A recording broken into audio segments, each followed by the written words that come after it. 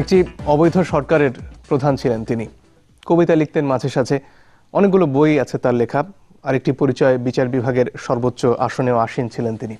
সবচেয়ে বড় পরিচয় বোধহয় এই জাতির অধিকাংশ মানুষের কাছে তিনি খুব গ্রহণযোগ্য একজন মানুষ ছিলেন। কথা বলছি বিচারপতি মোহাম্মদ হাবিবুর রহমান সম্পর্কে। 3 ডিসেম্বর 1928 জন্ম তার, মারা গিয়েছেন 11 জানুয়ারি 2014। তাকে নিয়ে কথা বলবো এবং একই সাথে জাতির যে ক্রান্তি লগ্নে তিনি হাল ধরেছিলেন এই দেশের, সে সময়েরও কিছু স্মৃতিচারণ একই সাথে উঠে আসবে আমাদের এই অনুষ্ঠানে, অর্থাৎ আকিস সিমেন্ট মুক্তবাক অনুষ্ঠানে। আজকে আমরা কথা বলবো, বিষয়ে রেখেছি আমরা চলে গেলেন আলোর দিশারি, এবং কথা বলবেন জনাব মঞ্জুরুল হাসান খান, তিনি সিপিবির উপদেষ্টা। একই সাথে পরিচয় করিয়ে দিচ্ছি ইতিহাস বিভাগের অধ্যাপক, ঢাকা বিশ্ববিদ্যালয়ের অধ্যাপক সৈয়দ আনোয়ার হোসেনের সাথে। এবং আমাদের সাথে বেলি রোডের বাসা থেকে যোগ দিচ্ছেন ডক্টর কামাল হোসেন, তিনি খানিকক্ষণ পরে বোধহয় আমাদের সাথে যোগ দেবেন। শুরুতেই জনাব মঞ্জুরুল হাসান, আপনার কাছে যদি আসি। মাননীয় প্রধানমন্ত্রী শোক বার্তায় অবশ্য বলেছেন যে 1996 সালে তত্ত্বাবধায়ক সরকারের প্রধান উপদেষ্টা থাকাকালে দেশের সংবিধান সমুন্নত রাখতে বিচারপতি হাবিবুর রহমান অসামান্য অবদান রেখেছেন। যদিও আদালতের রায়ে এই তত্ত্বাবধায়ক সরকার এবং তারপরেরটি 3টি আজকে অবৈধ ঘোষিত ত্রয়োদশ সংশোধনীর যে মামলাটি হয়েছিল সেটি অনুসারে। স্মৃতিচারণ দিয়ে যদি আমরা শুরু করি, কেমন ছিলেন এই মানুষটি?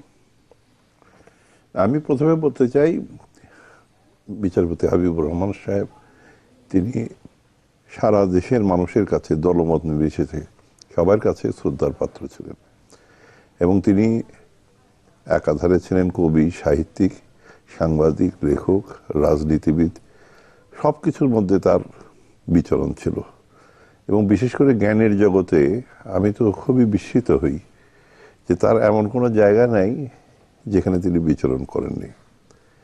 এবং সেটা আপনার ধর্মগ্রন্থ বলেন, কোরআন বলেন, বা সাহিত্য বলেন, কবিতা লেখা বলেন,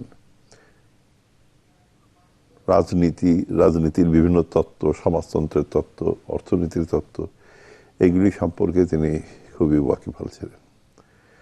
আপনি বললেন যে তার সরকারকে অবৈধ বলা হয়েছে।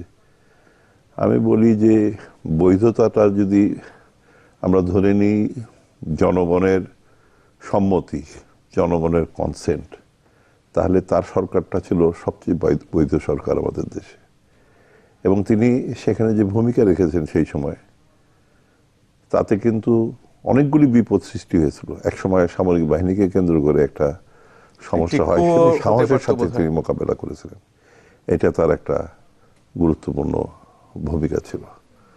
তার চলে যাওয়াতে আমাদের তো দেশের জন্য, জাতির জন্য অনেক ক্ষতি হলো। এই সংকটের সময়ও কিন্তু তিনি বক্তব্য রেখেছেন কিভাবে এই সংকট থেকে আমরা উত্তরণ করতে পারি, কেন এই সংকটগুলি হলো, সেগুলি কিন্তু নানানভাবে। তারপরে বোধহয় একটি মন্তব্য এসেছিল যে 1/11 কুশীলবরা আবারও সক্রিয় হয়ে উঠেছেন। হ্যাঁ হ্যাঁ। আমি সদ্য প্রয়াত বিচারপতি হাবিবুর রহমানের স্মৃতির প্রতি শ্রদ্ধা জানাচ্ছি এবং ব্যক্তিগতভাবে একটা দৃষ্টিকোণ যোগ করতে পারি। সেটি হচ্ছে তিনি ইতিহাস বিভাগের, অর্থাৎ আমার ইতিহাস বিভাগের মেধাবী ছাত্র ছিলেন। বিভাগের শিক্ষকতাও শুরু করেছিলেন, পরে রাজশাহীতে চলে গিয়েছিলেন এবং রাজশাহীতে ইতিহাস বিভাগে যোগ দেবার পর, অবশ্য তিনি যে রাজশাহী গেছেন তা অনেকটা ব্যক্তিগত কারণেই, যাই হোক, যোগ দেবার পর যেহেতু তিনি ভাষা আন্দোলনে ছাত্র জীবনে সক্রিয় ভূমিকা নিয়েছিলেন, সেই কারণে তার চাকরিটা চলে যায়। কারণ পাকিস্তানি আমলে বিশ্ববিদ্যালয়ের চাকরিও পুলিশের ছাড়পত্র লাগতো, বলা হতো পুলিশ ভেরিফিকেশন। এবং আমি পাকিস্তানি আমলেই চাকরিতে ঢুকি 70-এ, আমারও পুলিশের ছাড়পত্র প্রয়োজন হয়েছিল। তো যখন চাকরিটা চলে যায় তখন তিনি কি করবেন? তার বাড়ি রাজশাহীতে, সবারই জানা। রাজশাহী বিশ্ববিদ্যালয়ের সামনে একটা পানের দোকান দিয়ে বসলেন তিনি।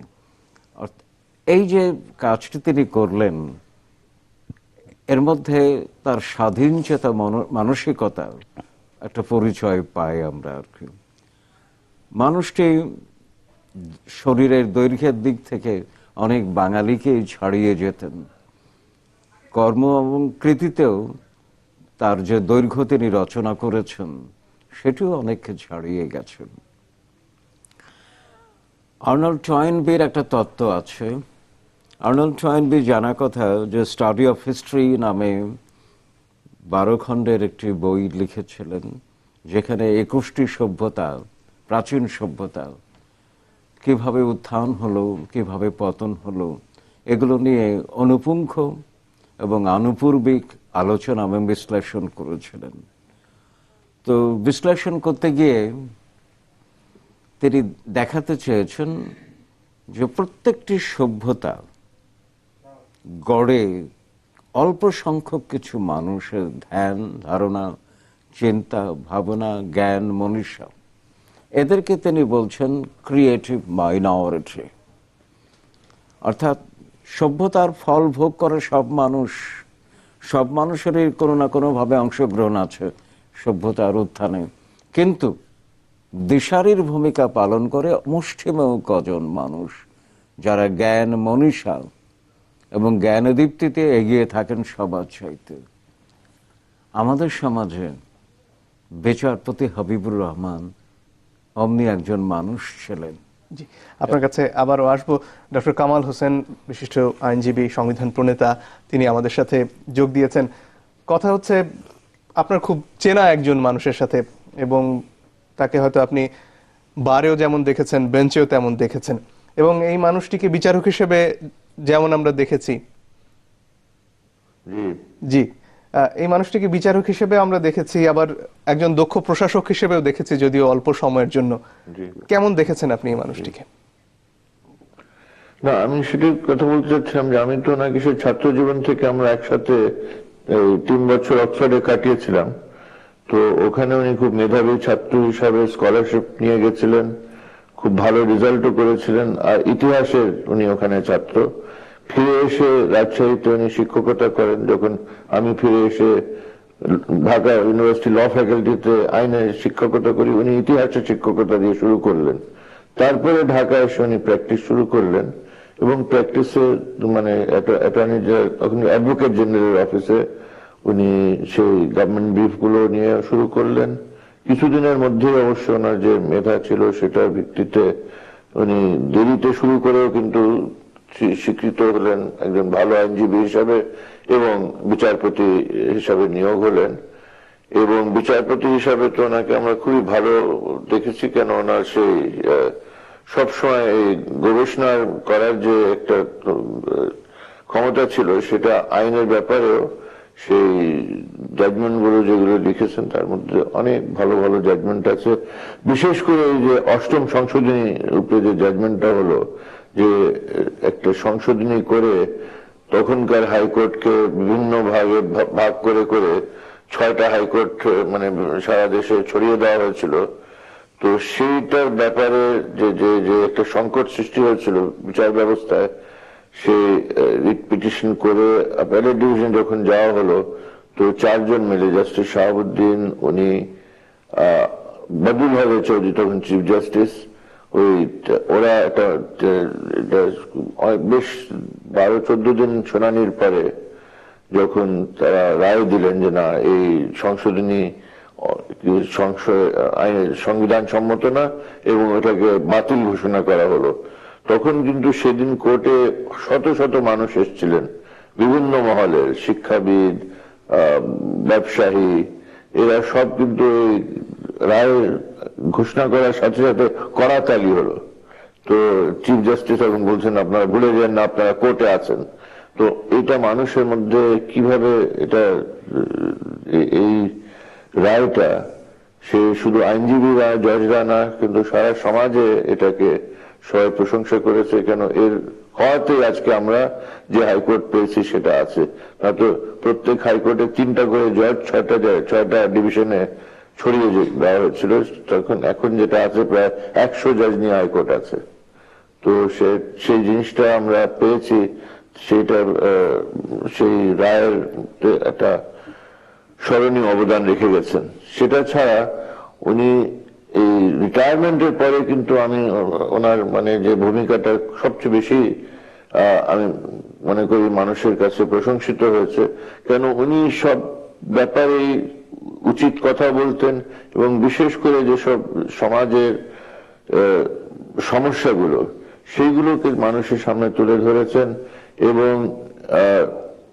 মানুষকে ধরাতে পারতেন যে যে বিষয়গুলো নিয়ে, এই যে দুর্নীতির কথা বলেন, মানে কুশাসনের কথা বলেন, তো উনি তো রাজনীতিবিদ হিসাবে সমালোচনা করতেন না, উনি একজন সচেতন নাগরিক হিসাবে, একজন জ্ঞানী ব্যক্তি হিসাবে সেগুলো তুলে ধরতেন এবং জনসাধারণের স্বার্থে, জনস্বার্থে এই জিনিসটা কেন উচিত না সেটা ধরানোর একটা অসাধারণ ক্ষমতা ছিল ওনার। আজকে তো বেশ বড় একটা বিতর্ক এই নিয়ে যে বিচার বিভাগের সাথে তত্ত্বাবধায়ক সরকার ব্যবস্থা বা সেই অর্থে সরকারকে জড়িত করা উচিত নয়। তো প্রধান বিচারপতি হিসেবে তিনি অবসর গ্রহণ করার পরপরই প্রথম সাংবিধানিক তত্ত্বাবধায়ক সরকার যেটি হলো 96 সালে, সেটির প্রধান উপদেষ্টার দায়িত্ব নিলেন। সেই সময় বেশ বিপজ্জনক পরিস্থিতিতেই বলা যায় তাকে পড়তে হয়েছিল। আমরা দেখেছি সেনাবাহিনীর এক ধরনের বিরূপ অবস্থান ছিল তার সময়। সেই সময়কার স্মৃতিগুলো যদি আমাদেরকে একটু জানাতেন আপনি। হ্যাঁ, আর এটা ওনার বিশেষ কৃতিত্ব যে সকলেই মিলে ওনার ব্যাপারে ঐক্যমত হয়েছিল।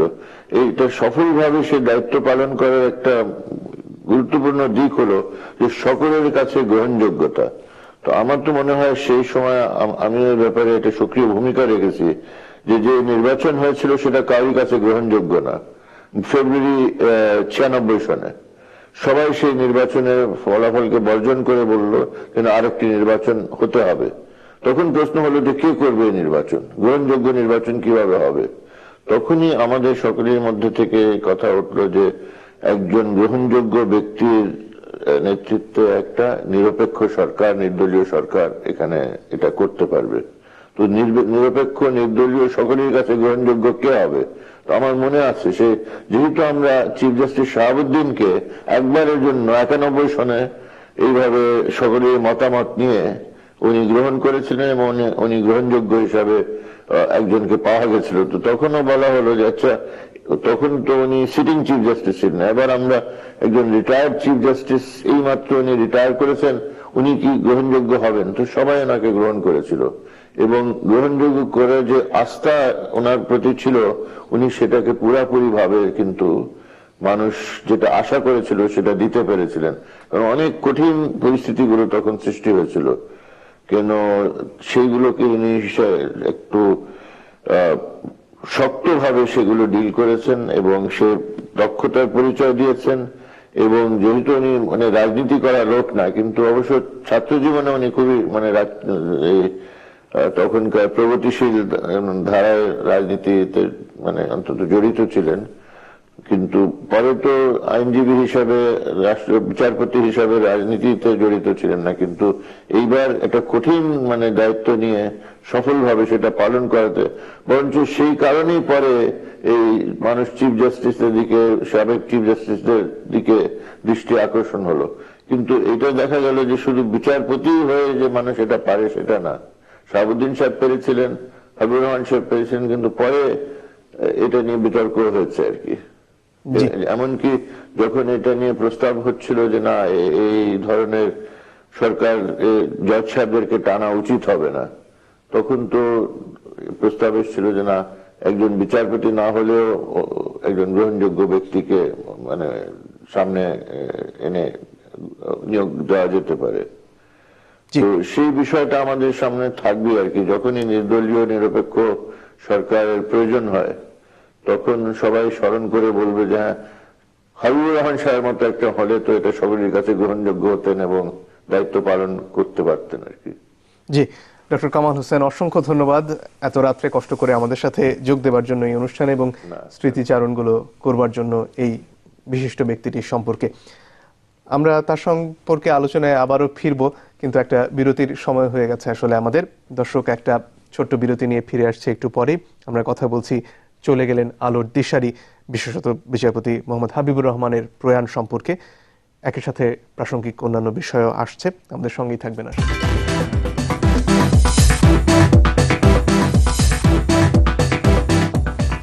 দর্শক, আপনারা দেখছেন আকিজ সিমেন্ট মুক্তবাক। আমাদের সাথে আছেন মঞ্জুরুল হাসান খান এবং অধ্যাপক সৈয়দ আনোয়ার হোসেন। ডক্টর কামাল বলছিলেন তার যে সবার কাছে গ্রহণযোগ্যতা সে বিষয়টির কথা, এবং একই সাথে তার যে অতীত ইতিহাস, প্রগতিশীল রাজনীতি করা, সে কথাও খানিকটা উঠে এসেছে। আসলে আজকের দিনেও বোধহয় একজন সবার কাছে গ্রহণযোগ্য মানুষকে খুঁজে ফিরছে দেশ। আসলে কিভাবে এই গ্রহণযোগ্যতাটা পেয়েছিলেন বিচারপতি হাবিবুর রহমান? সেই গ্রহণযোগ্যতাটা একটা হচ্ছে যে তিনি মানুষের স্বার্থে রাজনীতি যে করেছেন সেটা মানুষের সাথে করেছেন, জনগণের স্বার্থে করেছেন, সেটা একটা বড় কথা। দ্বিতীয় হচ্ছে যে আমাদের দেশের যে এই যে মুক্তিযুদ্ধ যেভাবে গড়ে উঠলো, মুক্তিযুদ্ধের চেতনাগুলি যেভাবে গড়ে উঠলো, সেটা তার কারিগর যারা ছিলেন তাদের মধ্যে তিনিও একজন অন্যতম লোক ছিলেন। আমাদের ভাষা আন্দোলন, আমাদের গণতান্ত্রিক আন্দোলন, প্রগতিশীল আন্দোলন, ছাত্র ইউনিয়নের সাথে তিনি যুক্ত ছিলেন। আমাদের পার্টির সাথে গোপন অবস্থায় এবং প্রকাশ্য অবস্থায় তার সাথে একটা ঘনিষ্ঠ যোগাযোগ আমাদের সবসময় ছিল, এবং তার মৃত্যুর আগ পর্যন্ত আমাদের একটা সবসময় একটা ভালো সম্পর্ক ছিল। তিনি কোনো দলবাজি করতেন না বা দলীয় রাজনীতিকে কোনোদিনই প্রশ্রয় দেননি। তিনি সারা দেশের জন্য যেটা মঙ্গল হয়, যেটা ভালো হয়, যেটা সম্ভব, সেই কথাগুলি বলার সবসময় চেষ্টা করেছেন। এবং আপনারা শুনলেন যে সেই সময় অন্যায়ের প্রতিবাদ করা, সেটা যেভাবেই হোক, তার একটা ফর্ম আছে। যেমন চাকরি তার হলো না, তিনি যে পানের দোকান করলেন, সেটা নিয়ে পান নিয়ে ফেরি করে বিক্রি করলেন। একটা সবসময় কিন্তু একটা ফাইট করার মনোভাব ছিল, উনি সারেন্ডার করার লোক না। কিন্তু লড়াই করলেও তিনি কিন্তু সবাইয়ের কাছে যাতে গ্রহণযোগ্য কোনো গ্রহণযোগ্যতা থাকে, সেই জন্য তার যে দূরদৃষ্টি সম্পন্ন তিনি ছিলেন, যেই কারণে তিনি কিন্তু সবার কাছে গ্রহণযোগ্য ছিলেন, সবার কাছে শ্রদ্ধেয় ছিলেন। এবং দুঃখের বিষয় যে আমাদের দেশে আমাদের এখানে যখন এই দ্বন্দ্ব, সংঘাত, সংকট সৃষ্টি হচ্ছে, তখন এই ধরনের লোক খুব দরকার।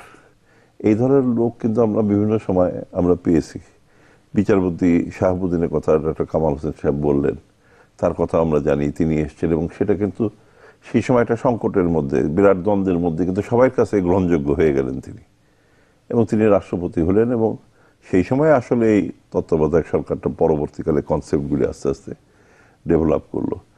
কিন্তু সেখানে আমরা একটা খুব কষ্ট হয় আমার, বেশি এগুলি নিয়ে বলতে চাই না, যে এদের বিরুদ্ধেও তো অনেক কথাবার্তা হয়েছে।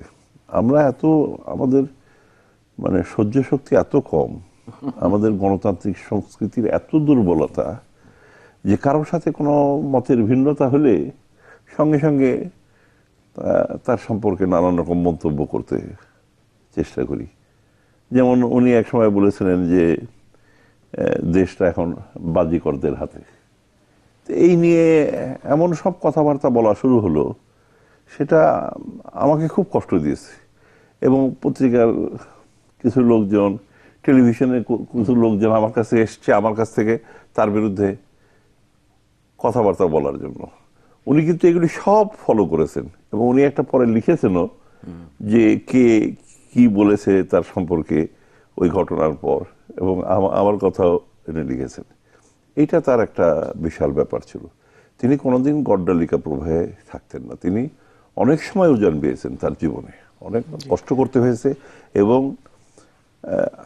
আমার একটা জিনিস মনে আছে, 90-এর পরে যখন সমাজতান্ত্রিক সোভিয়েত ইউনিয়নের পতন হলো, তখন তো একটা বিরাট সংকট। কমিউনিস্ট পার্টির মধ্যেও কিন্তু একটা বিরাট অংশ আমাদের পার্টি ছেড়ে চলে গেল। তারা বলা শুরু করলো যে সমাজতন্ত্র ভুল, মার্ক্সবাদ লেনিনবাদ ভুল ইত্যাদি।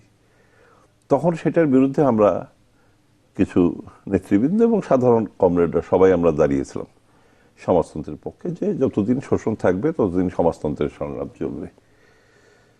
ওনার সাথে একবার আমার দেখা হয়েছিল, তখন উনি আমাকে বললেন যে আমি সালাম জানাই আপনাকে। আপনি করে বলতেন, সালাম জানাই আপনাকে যে আপনি ঝান্ডাটা তুলে রেখেছেন।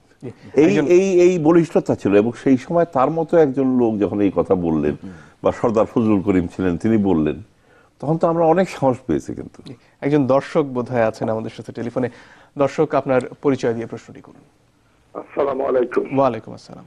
জি, আমি খসরু বলছিলাম কাউকুলি থেকে। জি বলুন। শুনছিলাম বিচারপতি জনাব হাবিবুর রহমানের কথা, আমার প্রীতি রইল, আমার বিনম্র শ্রদ্ধা। স্যারের কাছে আমার একটু প্রশ্ন, বিচারপতি হাবিবুর রহমান নীতিবান, ন্যায়নিষ্ঠ, আদর্শবান একজন ভালো মানুষ ছিলেন, আদর্শবান মানুষ ছিলেন, যা আপনাদের আলোচনা থেকে শুনছিলাম। ডক্টর কামাল হোসেন সাহেব বলছিলেন এবং আমরাও কিছু কিছু এনেছি। কিন্তু ওনার যে আদর্শ, উনি যে শিক্ষা জাতির জন্য রেখে গেছেন, সেই শিক্ষা বাস্তবায়নের জন্য আমাদের দেশে কোন রাজনীতিবিদ অবের হবেন কিনা, আর যদি নাই হন তাহলে তরুণ প্রজন্ম, নতুন প্রজন্ম কি নিয়ে বেঁচে থাকবে, এ সম্পর্কে স্যার কি বলতে পারেন? এবং আমাদের জন্য কি মেসেজ আছে হাবিবুর রহমান জীবন থেকে শিক্ষা দেওয়ার জন্য, জাতির এই দুঃসময় সহিংসতা, বাসে আগুন দেওয়া, মানুষকে মারা, সহিংসতা করা, গণতান্ত্রিক চর্চার থেকে রাজনীতিবিদরা অনেক পিছিয়ে আছে। সেই গণতন্ত্রকে পুনরুদ্ধারের জন্য, গণতান্ত্রিক ধারা অব্যাহত রাখার জন্য কি করার আছে আমাদের? ধন্যবাদ, ধন্যবাদ আপনাকে। স্যার, আপনার কাছে সম্ভবত এই প্রশ্নটি, এবং একই সাথে আপনার কাছে এটিও জানতে চাইবো, এই যে খুব নিশ্চয়ই হতাশা নিয়ে বলা একটি কথা যে দেশ বাজিকরদের হাতে চলে গেছে, আসলে প্রেক্ষাপটটি কি, এবং তিনি তো সাহিত্যের মানুষ, ইতিহাসের মানুষ, আসলে তিনি কি বোঝাতে চেয়েছিলেন এই কথাটি দিয়ে? বিচারপতি হাবিবুর রহমান জ্ঞানদীপ্ত একজন ব্যক্তিত্ব, এবং মঞ্জু ভাই যেমনটা বলছিলেন যে রাজনীতির গড্ডালিকা প্রবাহে তিনি কোনো সময় নিজেকে সম্পৃক্ত করেননি। নিজের স্বতন্ত্র এবং স্বকীয় অবস্থানটি সবসময় ধরে রেখেছেন। এটা আমার মনে হয় যে তার, এটা বলতে আমি বেশ শ্লাঘাবোধ করছি যে তিনি ইতিহাস পড়েছিলেন। ইতিহাসের মর্মশ্বাস যদি কেউ আত্মস্থ করে, শুধু পড়া নয়, ইতিহাসকে নিজের সত্তার সঙ্গে যদি মিলিয়ে নিতে পারে, সে মানুষটি অনায়াসেই কিন্তু স্বতন্ত্র এবং স্বকীয় এবং নিজের স্বীয়তা বজায় রাখবার চেষ্টা করেন। বিচারপতি হাবিবুর রহমান সেই কাজটি করেছিলেন। তিনি বোঝাতে চেয়েছিলেন কি, এই কথাটা বলতে হয়তো অনেক কথা বলতে হবে, শুধু আমি এইটুকু বলবো যে তিনি একদিকে সত্যসন্ধ আর একদিকে সত্যনিষ্ঠ, ইতিহাসের মতোই, এবং সেই দৃষ্টিকোণ থেকে তার উচ্চারণগুলো ছিল সবসময়। এবং অনেকে তাকে ভুল বুঝেছে, অনেকে ভুল বুঝেছে। তিনি যা বোঝাতে চেয়েছেন তা আমরা অনেক সময় বুঝতে পারিনি, কারণ রাজনীতির সংকীর্ণতা থেকে অনেক কিছুই আমরা ভেবে দেখি, অনেক কিছুই বলি, অনেক কিছুই করি, কিন্তু তিনি তা করতেন না। এবং আমার কাছে আশ্চর্য লাগে যে ইতিহাস চর্চায় তিনি নিষ্ঠ মানুষ ছিলেন। বাংলাদেশের ইতিহাস নিয়ে তার বই আছে, বেশ কটি বই আছে। আবার একই সঙ্গে তিনি প্রচণ্ড ধর্মলগ্ন একজন মানুষ, এবং ধর্মকে শুধু বিশ্বাসের ব্যাপার নয়, ধর্মকে অনুসন্ধানের বিষয় হিসেবে ধরে দিয়েছিলেন। এবং ইসলাম সংক্রান্ত তার বই আছে, যেমন একটি বই আমি সবসময় ব্যবহার করি, কোরআন সূত্র। কোরআনের কোন সূরা, কোন আয়াতে কি বলা আছে, বিষয় ভিত্তিক তিনি তার তালিকা তৈরি করেন, কোরআন সূত্র। আমি যদি কোরআন প্রেক্ষাপটে ধরা যাক যে সামাজিক আচরণ বিধি কেমন হওয়া উচিত মানুষের, মুসলমানের, আমি কোরআন আরবি অত ভালো বুঝি না, তাফসীর খুঁজবার সময় নেই, বিচারপতি হাবিবুর রহমানের বইটি খুলে বসলেই সূচিপত্র দেখে আমি পেয়ে যাব যে কোন সূরায় কত আয়াতে কি বলা আছে। কি অনুপুঙ্খভাবে কোরআন পড়েছেন। তো সেই মানুষটি অনেক কিছুই বোঝাতে চেয়েছেন তার উচ্চারণে, তার কর্মে। এবং আরো একটি ব্যাপার হলো যে তিনি কোনো সময় নিজের পাণ্ডিত্য, জ্ঞান, মনীষাকে জাহির করবার চেষ্টা করেননি। আমরা যে বলি যে ফলভারে বৃক্ষ নত হয়, বিচারপতি হাবিবুর রহমান তেমনি ছিলেন। এবং আরেকজন তার সঙ্গে আমার ব্যক্তিগত বেশ কয়েকটি স্মৃতি আছে। প্রতিবারই তার কাছে আমি নত হতে বাধ্য হয়েছি। এমনি তো নত, কারণ তিনি দীর্ঘদেহী মানুষ আর আমি হ্রস্বদেহী মানুষ, কিন্তু তার কাছে নত হতে বাধ্য হয়েছি। প্রতিটি মুহূর্তে তার সঙ্গে যতগুলো মুহূর্ত কেটেছে, প্রতিটি মুহূর্তে তার কাছ থেকে শিখবার চেষ্টা করেছি। পণ্ডিতম মন্যতা যেটা আর কি, সে ব্যাপারটি তার মধ্যে ছিল না। জি। পাণ্ডিত্য এবং আরেকজন রসবোধ। দর্শক বোধহয় আছেন আমাদের সাথে, আমরা তার প্রশ্নটি শুনে আসবো আবারও। দর্শক, আপনার পরিচয় দিয়ে প্রশ্নটি করুন। আসসালামু আলাইকুম। ওয়ালাইকুম আসসালাম। আমি ব্রাহ্মণবাড়িয়ার নবীনগর থেকে বলছি। আমার নাম অজন্ত কুমার ভদ্র। জি, বলুন। আমার প্রশ্নটা হলো যে এই প্রতিটা নির্বাচনে বাংলাদেশে, ইভেন ইউনিয়ন পরিষদের নির্বাচন, আমি খুব এটা প্রত্যন্ত গ্রাম থেকে বলছি এবং অত্যন্ত যন্ত্রণা নিয়ে বলছি যে প্রতিটা নির্বাচনে এবং এমনকি ইউনিয়ন পরিষদের নির্বাচনে পর্যন্ত যদি কোনো প্রার্থী ফেল করে, প্রশ্নটা চলে আসে হিন্দুরা ভোট দেয় নাই। এরপরে জাতীয় নির্বাচনে 2001-এর নির্বাচনে একই অবস্থা হয়েছে। বঙ্গবন্ধুর মৃত্যুর পরে হিন্দুদের উপরে নির্যাতন নেমে এসছে। বাবরি মসজিদ ভাঙার পরে হিন্দুরা এক অসহনীয় অবস্থার মধ্যে দিন কাটিয়েছে। এইবারও দেখা গেছে নির্বাচনের আগে পরে প্রচুর পরিমাণে হিন্দুদের বাড়িঘর ধ্বংস করা হয়েছে, তাদের উপর নির্যাতন করা হয়েছে। এখন আমরা খুব মানে অসহনীয় অবস্থার মধ্যে, একটা অসহায় অবস্থার মধ্যে আমাদের দিন যাচ্ছে।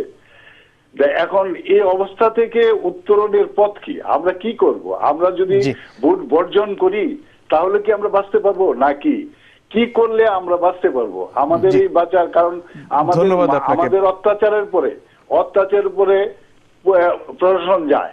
অত্যাচারের আগে প্রশাসন সেখানে যেতে পারে না, যাওয়ার সুযোগও থাকে না। অত্যাচারের পরে প্রশাসন যায়, বিচারের একটা কথা বলা হয়, বিচার হয়, মকদ্দমা হয়, কিন্তু আমরা যা হারাই তা তো আর ফিরে পাই না। আপনার হতাশা বুঝতে পারছি, আমরা উত্তর দেওয়ার চেষ্টা করব আপনার প্রশ্নের। এবং আগের দর্শকের যে প্রশ্ন ছিল জনাব মঞ্জুরুল হাসান, যে বিচারপতি হাবিবুর রহমানের আদর্শ থেকে আমরা সংকট থেকে নিরসনের কোনো রাস্তা পেতে পারি কিনা, এবং একই সাথে এই দর্শকের যে প্রশ্ন যে এর শেষ আসলে কোথায়, এই যে কিছু নির্বাচনে ভোট তারা দিচ্ছেন কি দিচ্ছেন না, যেমনই অবস্থা হোক, যেই জিতুক বা না জিতুক, ঠিকই তাদেরকে অত্যাচারের শিকার হচ্ছে। আসলে এই যে ধর্মের কথাও স্যার বলছিলেন একটু আগে, যার ব্যাপারে বিচারপতি হাবিবুর রহমানের প্রগাঢ় পাণ্ডিত্য ছিল, সব মিলিয়ে তার আদর্শ থেকে কি আমরা কোনো মুক্তির পথ পেতে পারি, যে কারণে আমরা বলছি তাকে আলোর দিশারি? অবশ্যই পেতে পারি। কিন্তু তিনি যে ধর্ম সম্পর্কেও যে ব্যাখ্যাগুলি দিয়েছেন, সেখানে কিন্তু উগ্রতার স্থান নেই, সেখানে কিন্তু জঙ্গিবাদের স্থান নেই, সেখানে হচ্ছে মানবতা, সেই মানবিক দৃষ্টিভঙ্গি। তিনি বিচারক হিসাবে যেই মানবিক দৃষ্টি নিয়ে অগ্রসর হয়েছেন, রাজনীতির কর্মী হিসাবে যেই মানবিক দৃষ্টিভঙ্গি নিয়ে অগ্রসর হয়েছেন, তিনি ধর্মকেও যখন বিশ্লেষণ করেছেন, এবং ধর্মের ভেতরে সত্যি তো প্রত্যেকটা ধর্মই কিন্তু অমানবিকতার বিরুদ্ধে, বেইনসাফের বিরুদ্ধে, অন্যায়ের বিরুদ্ধে কিন্তু লড়াই হিসেবে কিন্তু সেই ধর্ম জাগ্রত হয়, যেই ধর্মের কথা বলেন। পরবর্তীকালে সেটা যখন ধর্মতন্ত্রে পরিণত হয় রবীন্দ্রনাথের ভাষায়, তখন সেখানে নানান রকম কায়েমি স্বার্থ যুক্ত হয়ে যায়, যারা ধর্মটাকে তাদের নিজস্ব উদ্দেশ্যে ব্যবহার করে।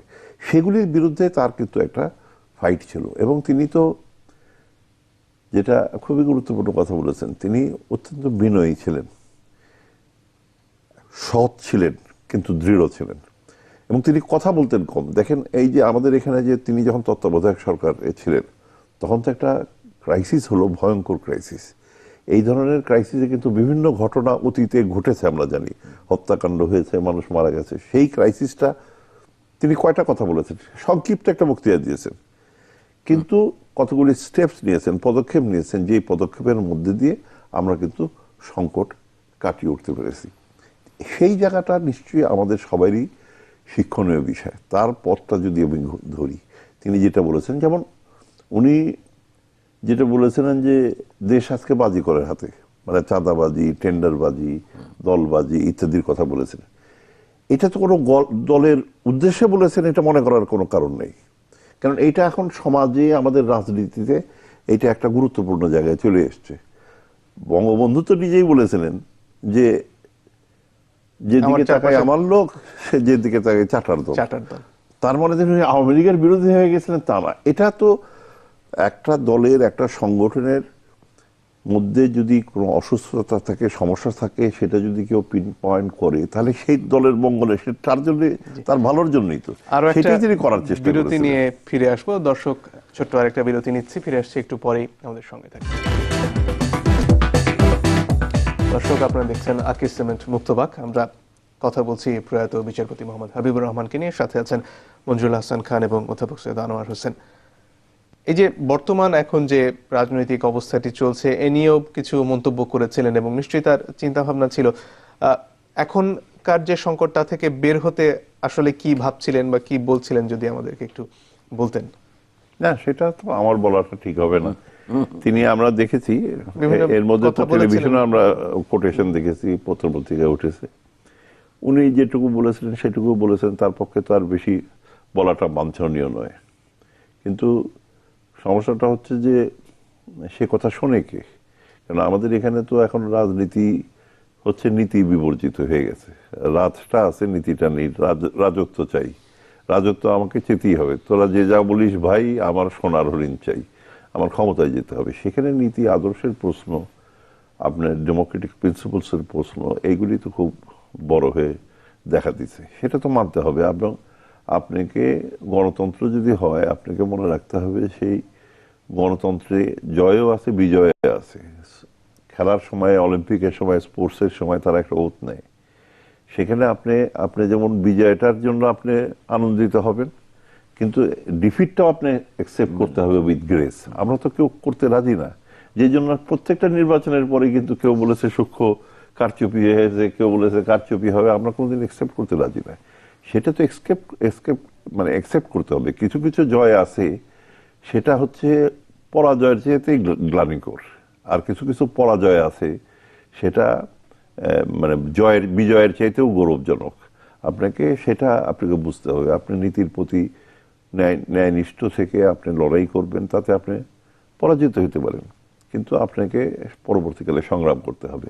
আজকে আমার দেশে এখন ধরেন এই যে নির্বাচন হচ্ছে, সেই নির্বাচন তো মানে একটা মানুষের কনসেন্ট লাগবে। এই যে প্রধানমন্ত্রী আজকে বলেছেন, ভালো কথা বলেছেন, যে দেশি বিদেশি কোনো চাপ এবং ষড়যন্ত্রের কাছে আমি মাথা নত করব না। আসলে তো ষড়যন্ত্র হচ্ছে, এবং এই ষড়যন্ত্রটা করার সুযোগ পায় কখন? যখন নির্বাচনটা প্রশ্নবিদ্ধ হয়, সেই নির্বাচনের মধ্যে দিয়ে সরকার যে আসে সেটা প্রশ্নবিদ্ধ হয়। যখন বিশাল একটা জনগণের একটা বিরাট অংশ, 70%, 75% হয়তো ভোটই দিল না, যে কারণে হোক, আনকনটেস্টেড হোক, এইটার ফলে সেই যে সরকারটা হয়, যেটা জনগণের মানে সম্মতির ভিত্তিটা যথেষ্ট দুর্বল, সেই সরকারও দুর্বল হয়। তখন সেটার সুযোগ নিয়ে আমাদের দেশের ভেতরে, দেশের বাইরের শক্তিগুলি নানানভাবে ষড়যন্ত্র করার সুযোগ পায়। এখন আমরা দেখছি বিদেশি শক্তি ষড়যন্ত্র করছে। সেই ষড়যন্ত্রটা মোকাবেলা করতে হবে জনগণকে নিয়ে। এই জন্য এই যে আজকে আমরা একটা কথা বলি যে মুক্তিযুদ্ধের চেতনা, এটাকে গণতন্ত্র দিয়েই রক্ষা করতে হবে। গণতন্ত্র বাদ দিয়ে কোনোদিন মুক্তিযুদ্ধের চেতনা রক্ষা করা যায় না, আর মুক্তিযুদ্ধ রক্ষা করা যায় না আপনার গণতন্ত্র বাদ দিয়ে, আর গণতন্ত্রকেও রক্ষা করা যায় না মুক্তিযুদ্ধ বাদ দিয়ে। কাজে ওই দুই ব্যাপারে সমানভাবে আমাদের চেষ্টা করতে হবে। বিচারপতি হাবিবুর রহমানের কাছে আমরা যেটা শিখতে পারি, সেটা হচ্ছে তিনি কিন্তু রাজনীতি করেছেন, কিন্তু পলিটিকিং যাকে বলে সেটা তিনি করেন। আরেকজন দর্শক আছেন আমাদের সাথে, সম্ভবত তার প্রশ্নটি আমরা শুনিনি। দর্শক, আপনার পরিচয় দিয়ে প্রশ্নটি করুন। আসসালামু আলাইকুম। ওয়ালাইকুম আসসালাম। আমি সেলিম বলছি হাতিরপুল থেকে। জি, বলুন। মঞ্জুর হাসান সাহেবের কাছে আমার একটি প্রশ্ন আছে। উনি তো দীর্ঘদিন থেকে রাজনীতি করেন। এরশাদের পতনের পর গত 22 বছরে আমাদের দেশ অনেক প্রখ্যাত অর্থনীতিবিদ, অধ্যাপক, সাংবাদিক, আইনবিদ জন্ম দিছে, কিন্তু বারবার তারা কেন শাসক শ্রেণীর দালাল হন? এই উপলব্ধি আপনি কি করেছেন দীর্ঘ রাজনৈতিক জীবনে? এটা হলো 1 নম্বর প্রশ্ন। আর 2 নম্বর প্রশ্ন হলো, হোসেন মোহাম্মদ এরশাদ সাহেব আজকে উপদেষ্টা হয়েছেন, উনি কি ওনার পিস্তলটা থানায় জমা দিয়েছেন যেটা নিয়ে আত্মহত্যা করতেন, নাকি বাসায় রেখে দিয়েছেন? জি, ধন্যবাদ আপনাকে। 4টি বন্দুক হবে সম্ভবত, একটি নয়। তো যাই হোক, যেটি বলছিলেন তিনি দর্শক, যে আজকাল বোধহয় বুদ্ধিজীবীদের মধ্যে এক না, ধরনের এটা ঠিক না। তফাৎ বুদ্ধিজীবীরা দেখা যায়, বিরোধ দেখা নিশ্চয়ই যায়। কোন সরকারের দালাল হয়নি। অনেক বুদ্ধিজীবী আছে, তারা স্বাধীনভাবে তাদের ভূমিকা রাখছে। বুদ্ধিজীবীদের মধ্যেও তো ভালো মন্দ আছে। বিচারপতি হাবিবুর হ্যাঁ, রহমান বিচারপতি হাবিবুর রহমান তারা হচ্ছে একটা প্রকৃষ্ট উদাহরণ। এবং আমাদের দেশে এখনো অনেক বুদ্ধিজীবী আছে, আমরা শেষ হয়ে যাইনি, যারা কিন্তু স্বাধীনভাবে অবস্থান নিচ্ছে। বিভিন্ন রাজনৈতিক দলও আছে, নেতৃত্ব আছে যারা স্বাধীনভাবে অবস্থান নিচ্ছে। আর এরশাদ সাহেবের কথা বললেন, এখন তো ওই যে আমি বললাম যে রাজনীতিতে কোনো রীতি নাই। আমাদের দেশের জনগণ গণসংগ্রামের মধ্যে দিয়ে যাদেরকে পরিত্যাগ করেছে, যেমন জামাতে ইসলামীকে পরিত্যাগ করেছে, সেই জামাতে ইসলামীকে আমাদের এখানে অন্যান্য বড় বড় দল তাদেরকে গ্রহণ করেছে। কেউ তাদের সাথে জোট বেঁধেছে, তাদেরকে মন্ত্রী করেছে, কেউ তাদের সাথে কৌশলগত ঐক্য করেছে। আবার জনগণ প্রত্যাখ্যান করেছে এরশাদ সাহেবকে। সেই এরশাদ সাহেবকে নিয়ে আজকে শুধু আওয়ামী লীগের উপরে দোষ দিলে হবে না, বিএনপি তো টানাটানি করেছে, সেটা আমরা দেখেছি। তো এইভাবেই কিন্তু আমাদের দেশে এই রাজনীতি হচ্ছে, যেখানে ক্ষমতা কেন্দ্রিক রাজনীতি। এবং ক্ষমতাটা কেন আমাদের এখানে একটা, আমি কিন্তু এই শিল্পপতি ব্যবসায়ী এদের কথা বলি না, যারা হয়তো সৎভাবে আমাদের দেশের নিয়ম অনুসারে ব্যবসা করে, কিন্তু একটা লুটেরা শ্রেণী গড়ে উঠেছে। তাদের অর্থের মূল উৎস কিন্তু যে ক্ষমতায়, যে সেই ক্ষমতাকে কাজে লাগিয়ে তারা টাকা করে। এরাই এই রাজনৈতিক দলের উপরে প্রভাবটা সৃষ্টি করে। এবং এরা কিভাবে রাষ্ট্র ক্ষমতা দখল করে সেটা তো কিছুদিন আগে পত্রপত্রিকায় প্রকাশ হয়েছে, যে মন্ত্রী হয়ে যাওয়ার পর কিভাবে দ্রুত পয়সা বৃদ্ধি হয়েছে। এবং সেটাও তো হচ্ছে টিপ অফ দ্য আইসবার্গ, অর্থাৎ তারা যে ঘোষণা দিয়েছে, ঘোষণার বাইরে যে আর কত আছে সেটা তো আমরা জানি। এইটা হয়ে গেছে সমস্যা। সেইটার বিরুদ্ধে আমাদের জনগণকে লড়তে হবে। জনগণ তো বুঝতে হবে, জনগণ যদি ওই চোর বাটপার যে আছে সেই চেয়ারম্যান মেম্বার তাদেরকে পাশ করায়, সেই ধরনের এমপিদের পাশ করায়, তাহলে তো দেশের অবস্থা এরকমই হবে। সেই জনগণকেও সচেতন হয়ে তার বিরুদ্ধে কিন্তু ফাইট করতে হবে। এবারে অধ্যাপক সৈয়দ আনোয়ার হোসেন, আপনার কাছে আসতে চাই, কি শিখতে পারি আসলে এই সংকট নিরসন করার জন্য আমরা বিচারপতি হাবিবুর রহমানের জীবন থেকে?